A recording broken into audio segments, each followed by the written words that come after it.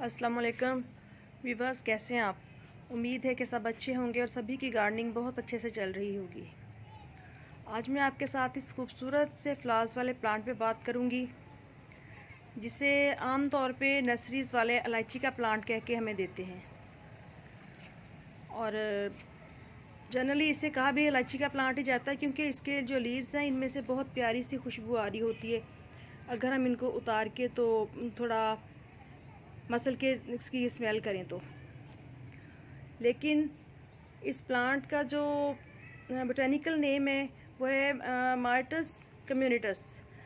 और ये जो प्लांट है ये मार्टल फैमिली से बिलोंग करता है, और ये एक मार्टल फैमिली के फ्लावरिंग प्लांट की स्पीशी है। ये यूरोप, अमेरिका, एशिया और बरसीर में भी पाया जाता है। ये पौधा एक शरबी प्लांट है, यानी कि ये एक झाड़ीदार पौधा है, और ये सारा साल ऐसे ही हरा भरा रहता है। लेकिन फ्लावरिंग जो है ये 2 मौसमों में इस पे आती है, ये स्प्रिंग सीज़न में, और जब सितंबर अक्टूबर का मौसम होता है तो इस पे फ्लावरिंग होती है। तो यूँ हम इसे एवरग्रीन प्लांट भी कह सकते हैं।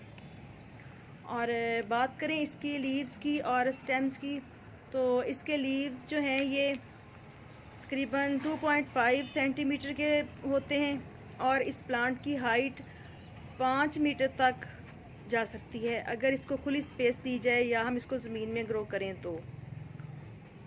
और इसकी जो ये ब्रांचेस हैं ये काफ़ी हद तक फ्लेक्सिबल होती हैं, और इसके पत्तों में खुशबूदार एसेंशियल ऑयल होता है। और अगर हम इसे खुली स्पेस देते हैं तो इस प्लांट की काफ़ी अच्छी ग्रोथ होती है और बहुत सी फ्लावरिंग होती है। इसके नीचे स्टार्ट में से ब्रांचेस बहुत ज़्यादा निकलती हैं, जिसके लिए आप महसूस कर रहे होंगे कि मैंने अपने प्लांट को नीचे से काफ़ी हद तक विजिबल किया हुआ है, ताकि एरेशन सिस्टम अच्छी तरह हो सके और मिट्टी को सूरज की रोशनी भी डायरेक्ट मिल सके। और मैंने इस प्लांट को मिट्टी के पॉट में लगाया हुआ है, और ये तकरीबन 12 से 14 इंच का प्लांट पॉट है आई थिंक। तो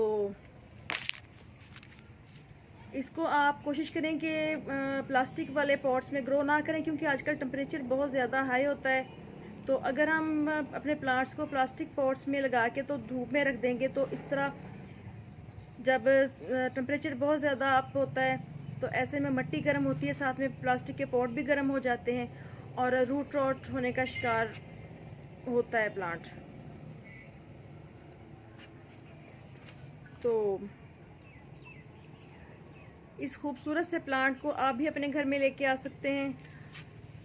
जस्ट इसको आप 50-60 तक यानी कि परचेज कर सकते हैं नर्सरी से। ये इजीली मिल जाता है, बहुत ज़्यादा कॉस्टली नहीं है प्लांट। ये तकरीबन सभी नर्सरी से काफ़ी रिजनेबल रेट पे मिल जाता है। और इसके जो फ्लावर्स हैं ये वाइट कलर के होते हैं,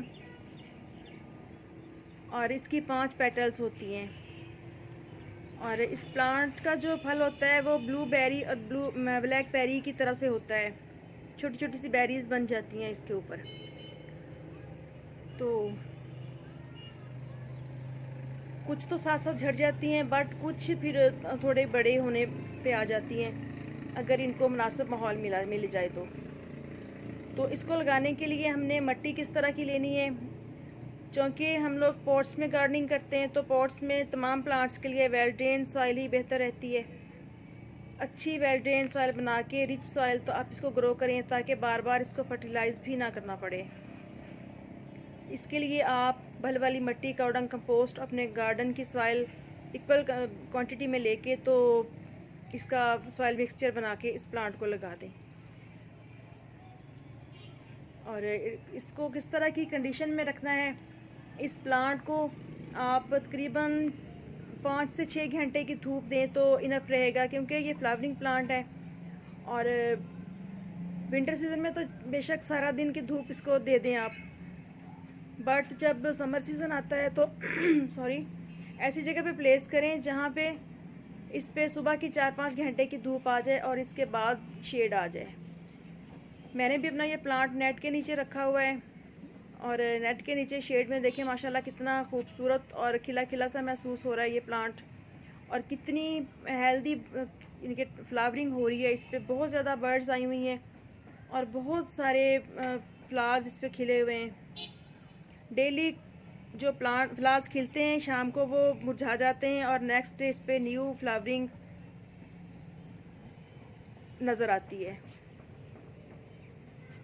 और पानी काफ़ी इसको चाहिए होता है क्योंकि पॉट में लगा हुआ है, काफ़ी बड़ा सारा प्लांट है। तो ऐसे में आप इसको सुबह शाम पानी दें, और सर्दी के मौसम में आप इसको डेली एक दफ़ा दे दें या 2-4 दिन के बाद भी, जब मिट्टी सूखे फिर पानी देना है, अदरवाइज़ आपने इस प्लांट में पानी नहीं डालना। तो प्लांट बहुत अच्छी ग्रोथ करता है। और डेली जब मैं वाटरिंग करती हूँ तो इस पर शावरिंग भी कर देती हूँ। आजकल तो फ्लावरिंग चल रही है तो आजकल मैं इस पर शावरिंग नहीं करती, क्योंकि पानी डलने से फिर प्लांट के जो फ्लावर्स होते हैं वो जल्दी स्पेंड होना शुरू हो जाते हैं। तो अदरवाइज़ क्योंकि ये एक एवरग्रीन प्लांट है, सारा साल हमारे गार्डन को खूबसूरत सी ग्रीनरी से सरसब्ज बना के रखता है। तो ऐसे में हम इसको डेली शावरिंग करें तो बहुत अच्छा रहता है। तो आप भी अगर आपके पास ये प्लांट है तो इस पर डेली शावरिंग कीजिए, क्योंकि गर्मियाँ बहुत ज़्यादा चल रही हैं। और जब हम डेली प्लांट्स पे शावरिंग करके पानी देते हैं तो बहुत हद तक पेस्ट वगैरह से भी प्लांट्स महफूज रहते हैं। तकरीबन 50% समझ लें कि प्लांट जो है वो पेस्ट से महफूज हो जाता है अगर हम डेली उसको शावरिंग के ज़रिए पानी देते हैं तो।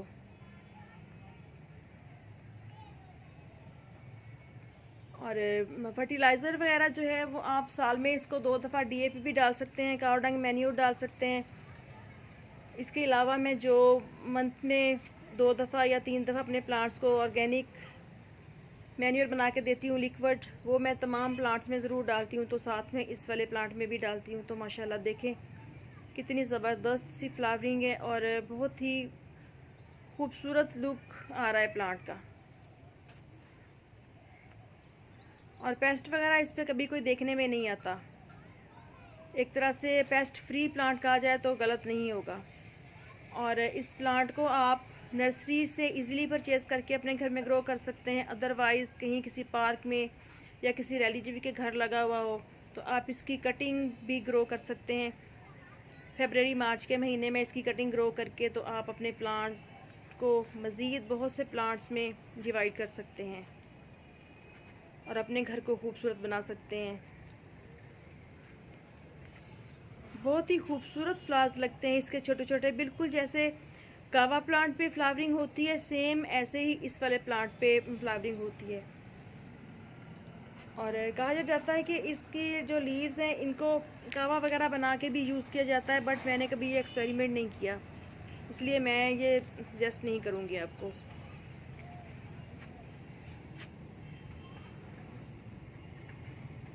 और ये यूँ मोती मोती से लगे हुए इस प्लांट के ऊपर जब बर्डिंग शुरू होती है तो बहुत ही खूबसूरत लग रहा होता है, छोटी छोटी सी बेरीज जैसे लगी हुई होती हैं।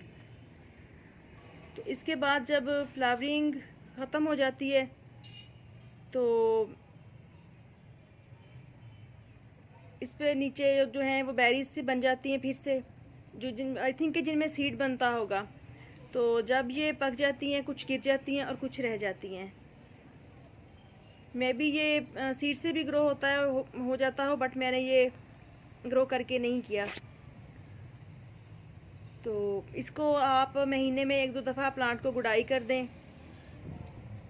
ताकि इसकी जो रूट्स हैं वो अच्छी तरह से एरेशन हासिल कर सकें।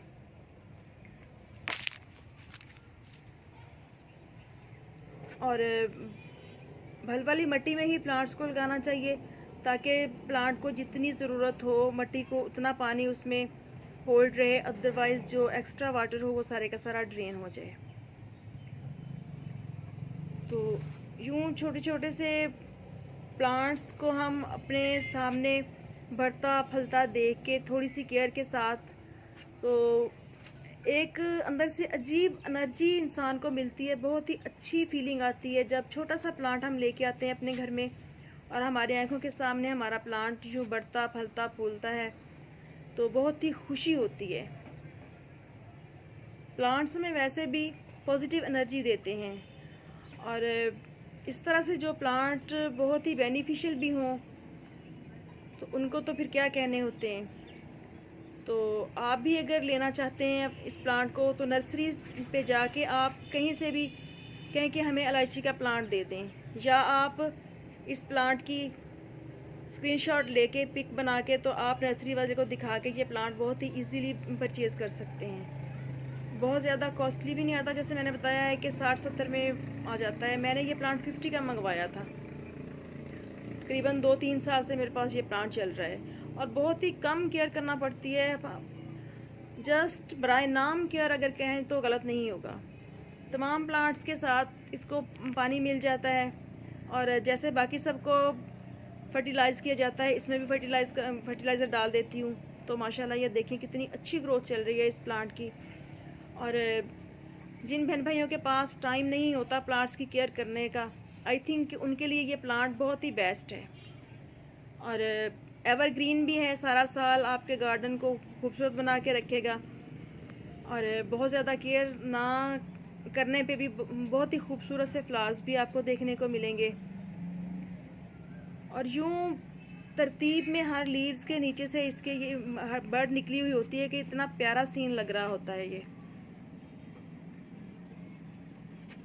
और अगर इसको आप कोई भी लुक देना चाहें तो भी आप दे सकते हैं, कटिंग वगैरह करके जिस तरह का आप शेप बनाना चाहें इस प्लांट को उसी शेप में ढाल सकते हैं, क्योंकि शरबी प्लांट है और जिस जहाँ से कट करेंगे वहीं से मज़ीद 2 शाखें निकलेंगी। और तमाम प्लांट्स की प्रूनिंग वगैरह तो ज़रूरी होती है अच्छी ग्रोथ के लिए। मैं नीचे नीचे से प्लांट्स को कट कर देती हूँ ताकि मेरे प्लांट्स जो हैं इनके अंदर अच्छी तरह से एरेशन सिस्टम भी हो सके, और प्लांट मज़ीद बुशी हो और घना हो जाए ताकि देखने में खूबसूरत लुक आए। और बाकी आजकल देखिए माशाल्लाह दूसरे जो विंटर सीजन के प्लांट्स थे उन पे सीडलिंग हो रही है, सीडलिंग पक चुकी है तकरीबन, और बहुत ही अच्छे से सारे के सारे जो प्लांट हैं उनकी ग्रोथ हो रही है। ये देखिए ये छोटी छोटी जो 5 पेटल्स के अंदर इसका स्टेगमास हैं आई थिंक, तो ये कितने खूबसूरत लग रहे हैं और बहुत ही प्यारा लुक दे रहे हैं। और बाज़ औक़ात तो जब ये फ्लावर्स झड़ते हैं तो नीचे से भी बिल्कुल जो स्पेस होती है वाइट पत्तियों के साथ यूँ भरी पड़ी होती है कि बहुत ही अच्छा लग रहा होता है सीन। तो ओके फ्रेंड्स, आई थिंक कि आपको आज का टॉपिक और आज का ये खूबसूरत सा प्लांट अच्छा लगा होगा। अच्छा लगे तो मेरे चैनल को सब्सक्राइब कीजिएगा और बेल आइकन भी प्रेस कीजिएगा ताकि मज़ीद आने वाली वीडियोस के नोटिफिकेशन फ़ौरन आप तक पहुंच सकें। और इस प्लांट को आप भी अपने घर में लेके आएँ और अपने घर को खूबसूरत बनाएं और ख़ूबसूरत से फ्लावर्स देखें। तो ओके, इंशाल्लाह फिर